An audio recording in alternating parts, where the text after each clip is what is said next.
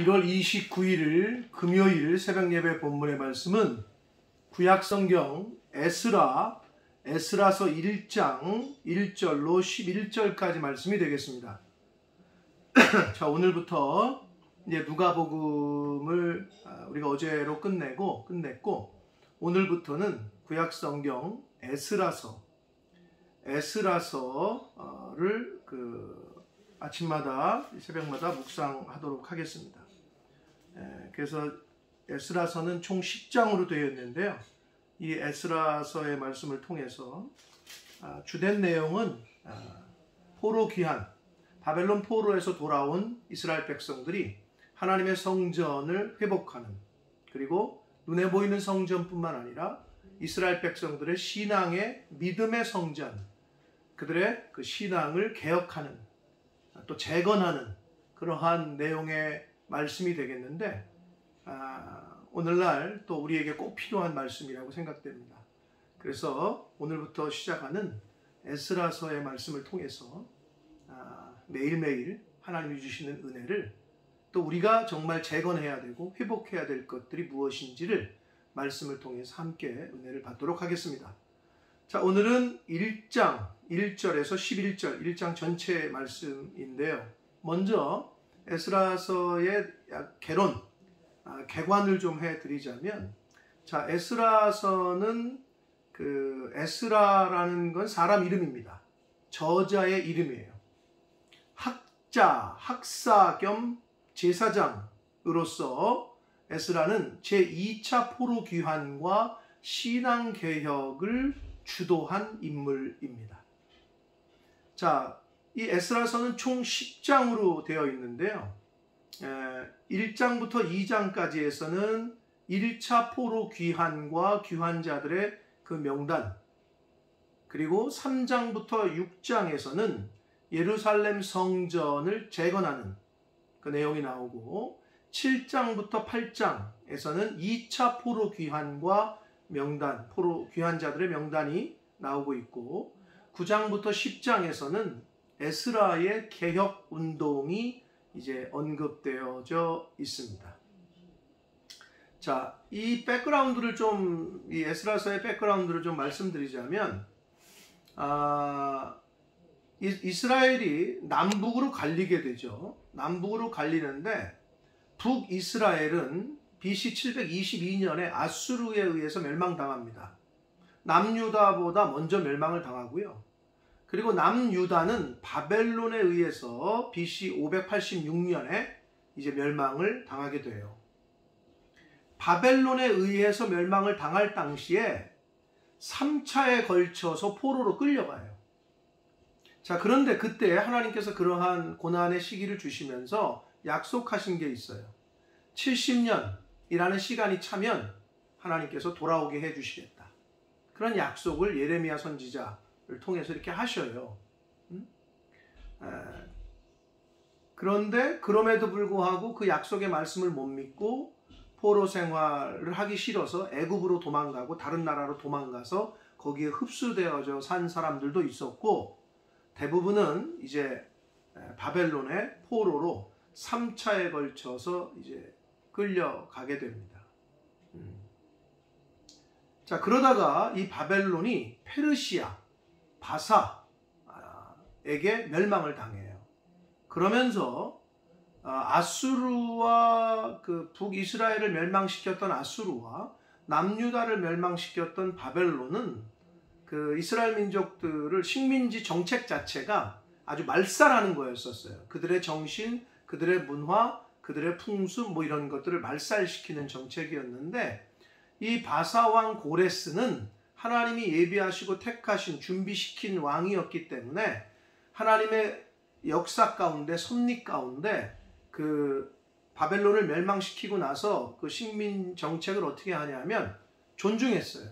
그들의 문화, 그들이 섬기는 신, 그리고 그들이 고향으로 돌아가서 살 수 있게끔 이렇게 굉장히 포용하는 정책을 피게 됩니다. 그래서 하나님의 역사 가운데, 섭리 가운데 하나님의 도구로 사용된 이 고레스 왕이 이제 포로들을, 특히 이스라엘 백성들을 이제 고향으로 돌려보내면서 예루살렘 성전도 너희들이 섬기는 신도 섬기고 너희들의 그 전도, 신을 섬기는 전도, 성전도 니네들이 다시 건축해라.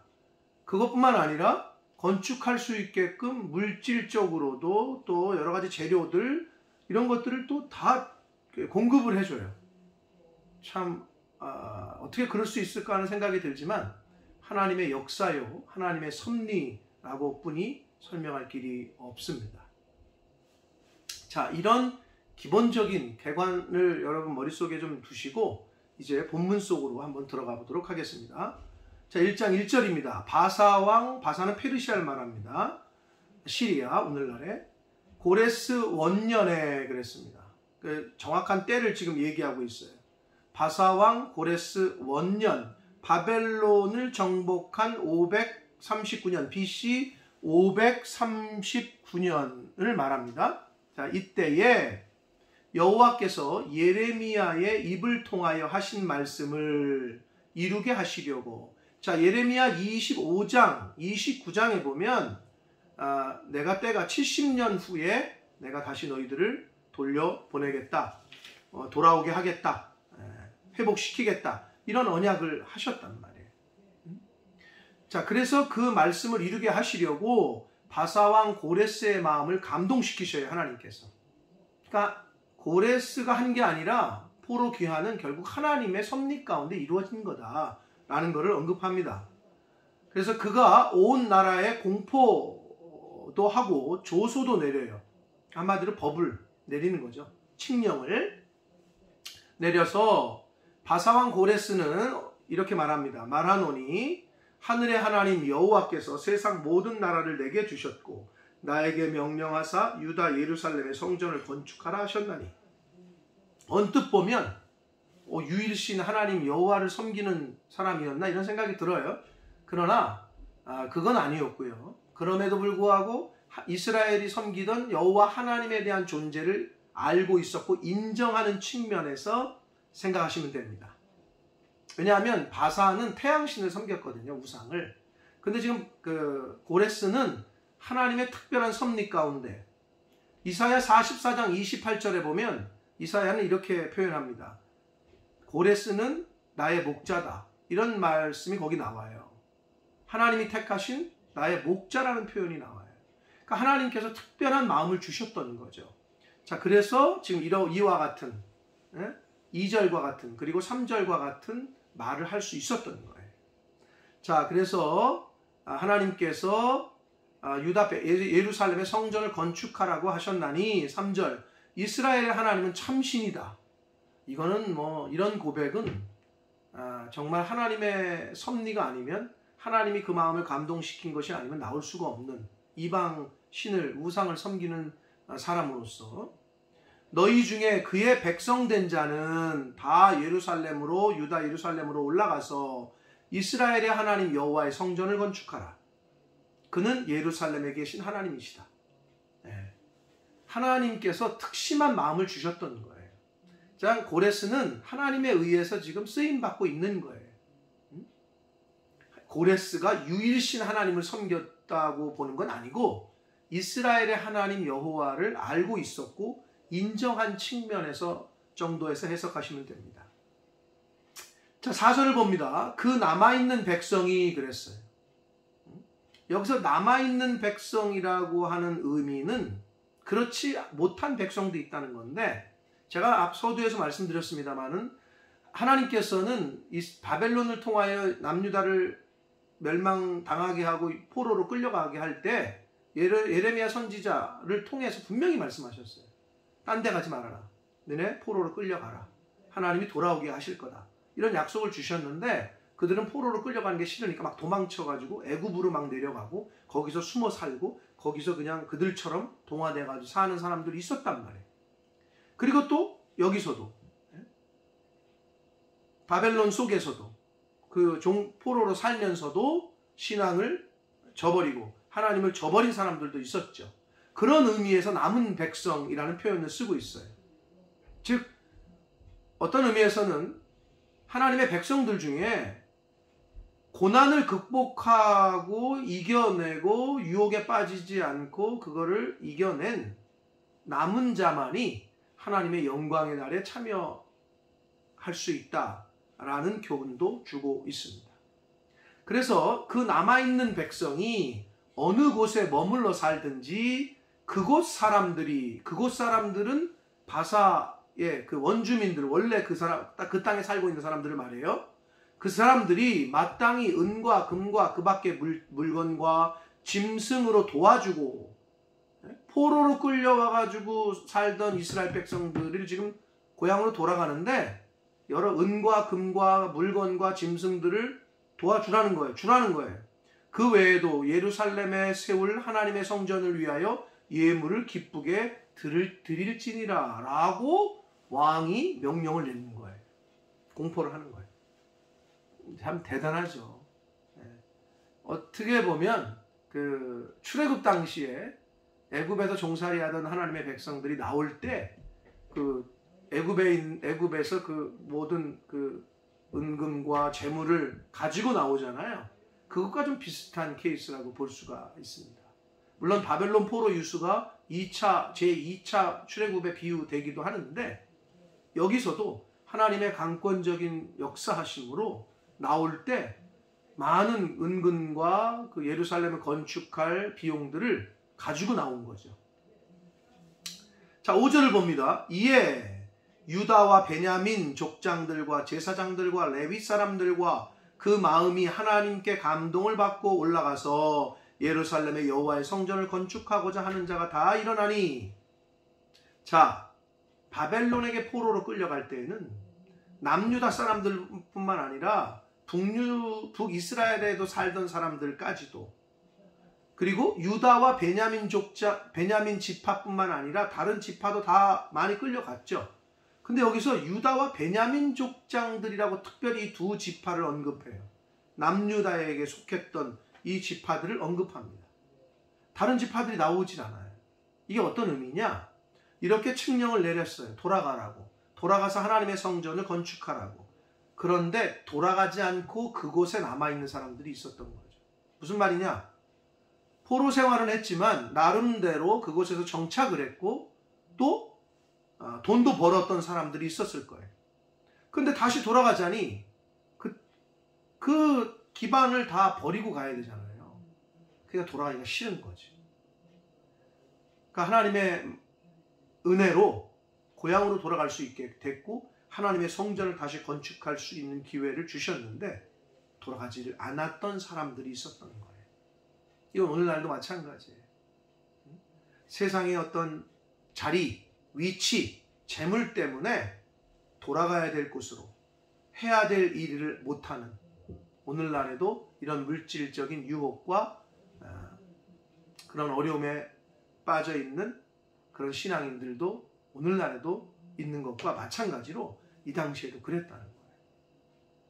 포기하기가 싫었던 거죠. 그래서 모든 남아있는 백성들 다 돌아가라 그랬는데 유다와 베냐민 지파 족장들, 제사장들, 레위 지파 사람들만 언급이 되고 있다는 거, 우리가 유심히 봐야 될 부분입니다. 자, 성전을 건축하고자 하는 자가 다 일어나니 6절을 봅니다. 그 사면 사람들이, 이거는 그 지역에 있던 원주민들, 원래 그 땅 사람들이 은그릇과 금과 물품들과 짐승들과 보물로 돕고 그랬어요. 그 외에도 예물을 기쁘게 드렸더라. 어떻게 이럴 수 있을까요? 정복 국가의 사람들이 포로로 끌려온 사람들에게 이들이 돌아간다고 왜 이런 걸 줬을까요? 어떻게 이럴 수 있을까요? 하나님의 역사이기 때문이다. 그렇죠. 궁극적으로는. 그러나 거기서 포로 생활을 하던 사람들인 이스라엘 백성들이 그 원주민들에게 덕을 쌓는 행동, 삶을 살았던 거예요. 그러니까 이들이 간다고 하니까 기쁨으로 그들이 도와줬다는 것을 우리가 볼 수 있습니다. 그래서 하나님의 사람들은 어디에 살든 어떤 환경에 처하건 이웃들을 사랑하고 이웃들을 섬기고 이웃들에게 덕을 쌓는 생활을 해야 하고, 그렇게 할 때 하나님께서 돕는 손길을 또 받을 수가 있습니다. 지금 원주민들이 지금 포로 신세였다가 돌아가고 있는 이스라엘 백성들을 돕고 있어요. 자, 7절 봅니다. 고레스 왕이 또 여호와의 성전 그릇을 꺼내니, 왕이 직접 계속해서 이스라엘 포로들의 귀환과 성전을 건축할 그 재물들과 또 바벨론 왕 때의 그 느부갓네살 왕이 예루살렘을 약탈했을 때 성전에서 가져왔던 성전 기구들을 다시 다 돌려주고 있는 장면이 나옵니다. 고레 7절, 고레스 왕이 또 여호와의 성전 그릇을 꺼내니 옛적에 느부갓네살이 예루살렘에 옮겨다가 자기 신들의 신당에 두었던 것이라. 자, 바벨론한 느부갓네살이 남유다를 침공할 때 3차에 걸쳐서 침공을 하거든요. 1차 때가 이제 그 18대 유다의 18대 왕이었던 여호야김 왕 때, 그때 침략해가지고 포로로 가져가고 또 성전의 물건들도 가져가고, 2차 때가 그 19대 왕이었던 여호야긴 왕 때, 그리고 3차 때는 이제 완전히 멸망을 당하는데 BC 586년에 20대 마지막 왕인 시드기야 왕 때. 그래서 예루살렘 성전에 있는 모든 것들을 다 가져갔단 말이에요. 그래가지고 자기의 신당에, 자신들의 신전에 그걸 갖다 놨어요. 그 당시에는 전쟁에서 이기면 그 신에 있는 신전에 있는 것들을 자기들 신전에 갖다 놓는 것으로 우리가 전쟁에서 이겼다라는 걸 상징적으로 표현했거든요. 자, 그래서 그렇게 갖다 놓은 것들을 그 바사왕 고레스가 이제 다시 돌려주고 있는 과정이 나오는데, 8절을 봅니다. 바사왕 고레스가 창고지기 미드르닷이라는 사람에게 명령하여 그 그릇들을 꺼내어 세어서 유다 총독 세스바살에게 넘겨주니 그랬어요. 자, 여기서 유다 총독 세스바살이라는 인물이 나와요. 근데 이 인물은 수룹바벨과 동일 인물이다 라고 주장하는 사람들도 있고, 다른 사람이다 라고 주장하는 사람들도 있어요. 정확히는 어떤 것이 맞는지는 알 수가 없어요. 동일 인물이라고 주장하는 이야기도 설득력이 좀 있고 근거가 있고, 다른 사람이다 라고 주장하는 것도 근거가 있어요. 근데 정확히는 알 수가 없어요. 어찌됐건 이 당시에 유다 총독, 유다 사람으로 유다 총독으로 세움받았던 세스바살에게 넘겨주는데, 그냥 넘겨줘도 될 것 같은데 이 고레스 왕이 세 건에서 세 카운트에서 나눠줬다는 거예요. 줬다는 거예요.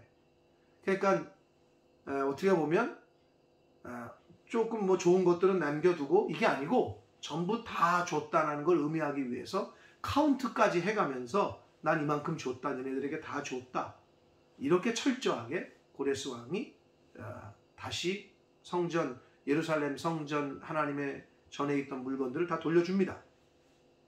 그래서 그 수가 이제 나오는데, 9절, 그 수는 금접시가 30개요 은접시가 1000개요 칼이 29개요 금 대접이 30개요 그보다 못한 은 대접이 410개요 그 밖에 그릇이 1000개이니 금, 은 그릇이 모두 5400개라.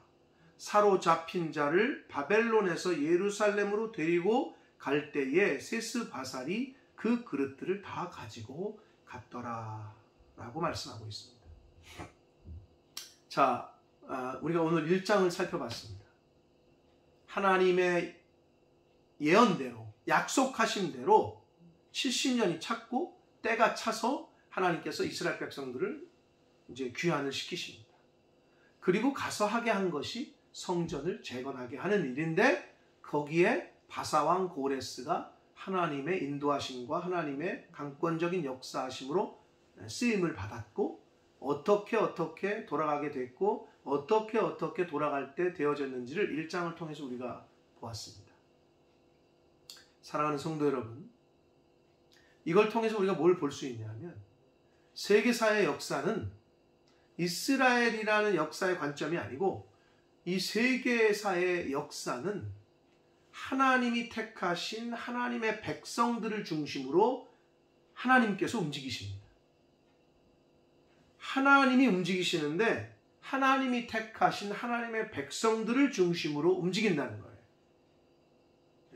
작게는 저와 여러분, 크게 넓게는 이 온 지구 위에 있는 하나님의 사람들, 하나님의 백성들을 중심으로 하나님께서 이 역사를 주관하십니다.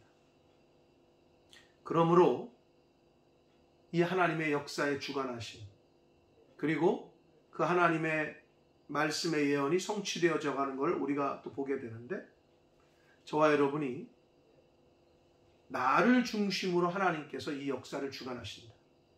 즉 하나님의 택하신 백성들을 위해서 하나님은 지금도 일하신다 하는 걸 잊지 마시고, 바라기는 이제 에스라서를 우리가 시작하는데, 이 에스라서의 가장 주된 내용은 포로 귀환, 그리고 성전 재건, 그리고 신앙의 재건, 보이는 성전을 재건하고 보이지 않는 성전을 재건하는 일에 포커스가 맞춰져 있는데, 바라기는 이 에스라에서의 말씀을 우리가 앞으로 살펴보면서 우리가 정말로 재건해야 될 것들은 무엇인지, 그것을 말씀을 통해서 함께 은혜를 받는 저와 여러분이 되시기를 예수 그리스도 이름으로 축복합니다. 기도하겠습니다. 살아계신 하나님 아버지, 감사와 찬송과 영광을 올려드립니다. 하나님의 은혜로 오늘도 새날을 주시고 생명 주시고 하나님의 말씀을 전하고 들음으로 하루를 시작하게 해주시니 아버지 감사합니다. 아버지 하나님, 하나님께서 택하신 백성들을 위하여 하나님께서는 이 우주 역사를 움직이시고 주관하시는 것을 믿습니다. 하나님이 예정하시고 택하셨던 이스라엘 백성들, 그 백성들, 하나님의 백성들을 위하여 하나님께서 제국도 흥하게도 하시고 큰 나라들 제국도 망하게도 하시고, 하나님을 믿는 또 하나님의 자녀된 오늘날의 저희가 바로 그러한 존재임을, 하나님의 백성들임을, 저희들을 중심으로 하나님께서 이 우주를, 이 지구를, 세상의 역사를 움직이시고 계획하신다는 걸 깨닫게 하시고, 그 하나님 앞에 겸허하게, 겸손하게 신앙생활을, 믿음을 붙잡고 살아가는 저희들 되게 하여 주옵소서. 에스라서의 말씀을 통하여 오늘날 저희들이 재건해야 될 것들이 무엇인지, 눈에 보이는 성전과 교회와 눈에 보이지 않는 성전인 나 자신을, 어떤 부분들을 재건해야 될 건지 말씀 속에서 깨닫게 하시고 감화감동시켜 주셔서 에스라서를 통한 그 은혜를 아버지 시간마다 허락해 주실 때 아멘으로, 믿음으로 받게 하시고 깨닫게 되어지는 그런 은혜를 하나님 허락하여 주옵소서. 예수 그리스도 이름으로 축복하며 기도 올리옵나이다. 아멘.